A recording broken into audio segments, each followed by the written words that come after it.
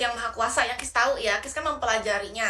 Jadi Yang Maha Kuasa tuh nggak suka kalau misalnya kita tuh jadi orang yang butuh banget untuk diakuin jadi orang yang baik, diakuin punya bekal banyak untuk ke sana gitu. Nggak perlu, itu nggak penting. Yang penting kita sudah melakukan sesuatu yang benar, yang Maha Kuasa suka, biarkanlah Yang Maha Kuasa jadi saksi gitu.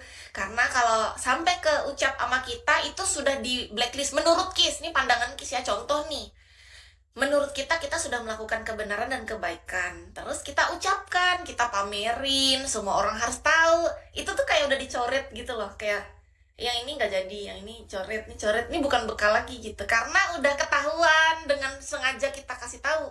Kalau orang yang lain yang menerima, pihak yang penerima kebaikan yang tahu tanpa kita sengajain, ya mau gimana emang keadaannya gitu. Jadi beda, konsep itu nggak bisa dibawa di dunia menurut Kis.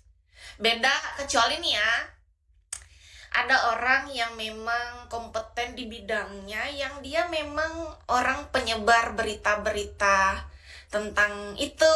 Kan ada orang bagiannya, entah di suku, agama, atau apapun itulah yang kita nggak boleh bahas di sini kan. Nah, hanya orang-orang yang itu yang menurut Kis tuh boleh untuk melakukan itu karena mereka punya pedoman, mereka punya dasar, dan mengarahkan ke jalan yang benar, meluruskan dan mengedukasi. Nah, kalau kita yang orang biasa, kalau kita sebut-sebutin itu, nanti punya kita dicoret. Aku nggak mau. Misalnya kita ada 3 nih, contoh aja 3. 1 dicoret, 2 dicoretnya, sisa 1. Makanya jangan sampai, alangkah baiknya itu kita sembunyikan rapat-rapat. Menurut Kis gini prinsip. Kalau menurut kita kan manusia tuh menurut kita tuh ada suatu kebenaran dan kejahatan gitu. Kalau kita sudah melakukan kebenaran, menurut Kis, alangkah baiknya kalau diri kita yang melakukan, gimana caranya kita bungkus rapat-rapat, jangan sampai orang tahu. Gitu. Tapi kalau orang lain yang melakukan kebaikan atau kebenaran ke kita, menurut Kis, kita pihak penerima kan. Nah, itu kalau bisa seluruh dunia harus tahu.